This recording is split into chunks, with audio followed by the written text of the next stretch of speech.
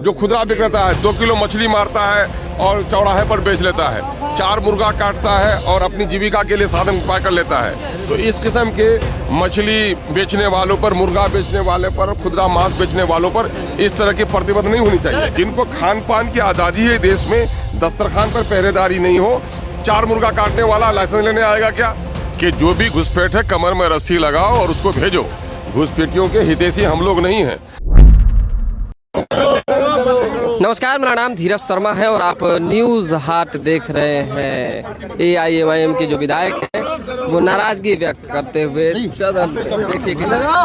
अमित शाह ने कहा है सीमांचल से घुसपैठियों को बाहर भगाया जाएगा, खदेड़ा जाएगा। एक सरकार ने परिस्थिति में देश की सुरक्षा से समझौता नहीं होगा।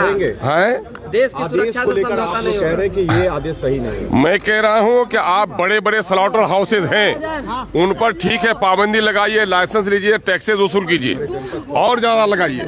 लेकिन जो फुटकर विक्रेता है, जो खुदरा विक्रेता है, 2 किलो मछली मारता है और चौराहे पर बेच लेता है, 4 मुर्गा काटता है और अपनी जीविका के लिए साधन उपाय कर लेता है, तो इस किस्म के मछली बेचने वालों पर, मुर्गा बेचने वाले पर, खुदरा मांस बेचने वालों पर इस तरह की प्रतिबंध नहीं होनी चाहिए। अभी होली का दिन आ रहा है, जगह जगह पर काटे जाएंगे बकरे, सबको लाइसेंस लेना पड़ेगा। पहले बताइए ये कैसा मसला है? तो जिनको खान पान की आज़ादी है देश में, दस्तरखान पर पहरेदारी नहीं हो, और दूसरा ये है कि जो फुटकर विक्रेता है हमारे, जो गरीब विक्रेता है, जो लोग फुटपाथ पर काम करते हैं, अब 4 मुर्गा काटने वाला लाइसेंस लेने आएगा क्या? 2 किलो मछली मारता है कोई मल्ला, जाके चौराहे पे बेचेगा, उसको लाइसेंस लेनी पड़ेगी। तो ऐसे कमजोर वर्ग के लोग, ऐसे गरीब लोग, ऐसे मजदूर लोग, ऐसे लोगों पर सरकार डाका नहीं डाले और उनको मुक्ति दे लाइसेंस सिस्टम से।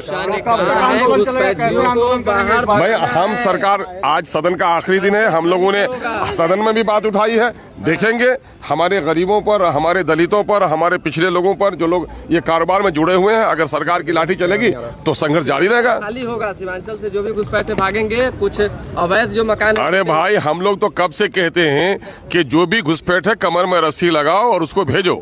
घुसपैठियों के हितैषी हम लोग नहीं हैं।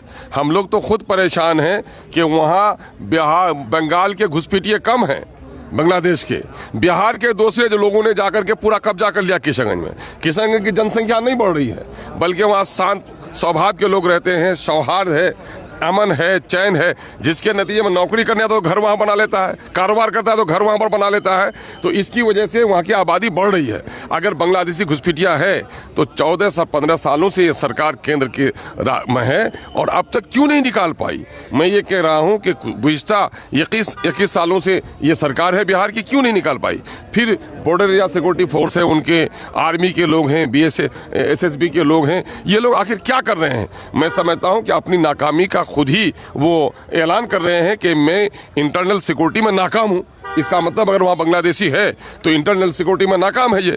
दूसरा मामला ये है कि अभी SIR किया है। SIR भी एक टाइप का सिटीजनशिप का ही मामला है कि उसने, उनके पूर्वज यहाँ रहे 50 साल से, आपने सब कुछ किया, तो वो फिर कहाँ से घुसपैठ हो गए? ये नारे आप दे रहे हैं तो नारा देकर उस इलाके के शांति और सौहार्द को मत बिगाड़िए। अगर कोई है घुसपैठिया उनको जरूर निकालिए, लेकिन ये मामला सरहद पर तनाव है, लगता है देश में चुनाव है, तो ये मामला सिर्फ चुनाव के वक्त क्यों याद आता है? और मैं आपको बता देता हूँ, ये मामला बंगाल का इलेक्शन है। इलेक्शन जीतने के लिए ये उनकी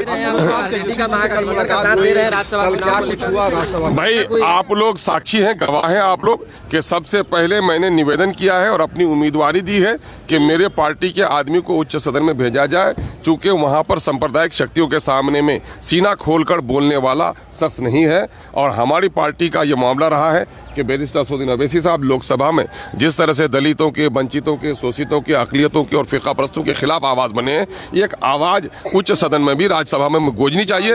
उसके लिए हमारा समर्थन कीजिए। मैं उन तमाम तर सेकुलर पार्टियों से गुजारिश किया हूँ। इसी क्रम में कल हमने जाकर के वहाँ तेजस्वी साहब से मुलाकात की है और हमने कहा है कि आदान प्रदान का सिलसिला जारी रखिए। अब की बार हमें सहयोग कीजिए, आइंदा हम आपका सहयोग करेंगे, ये हमने निवेदन गुजारिश की है। क्या कहा तेजस्वी जी ने? कुछ कहा नहीं, विचार करने इनकार भी नहीं किया। अगर समर्थन दिया जाएगा तो क्या आप लोग साथ? अच्छा, पहले मेरे समर्थन के बारे में पूछ के आइए, तब आपके कथनी का जवाब देंगे हम। जवाब सवाल जारी रहेगा। और देखिए किस तरीके से अख्तरुल ईमान ने कहा है कि हर तरह से हमारी कोशिश है कि हम आगे साथ देंगे, लेकिन पहले जो है आरजेडी को साथ देना होगा। तो दोबारा भी जुड़ेंगे, फिलहाल अभी के लिए हमें इजाजत, हमारे साथ बने रहे, देखते रहे न्यूज़ हाट। बहुत बहुत धन्यवाद।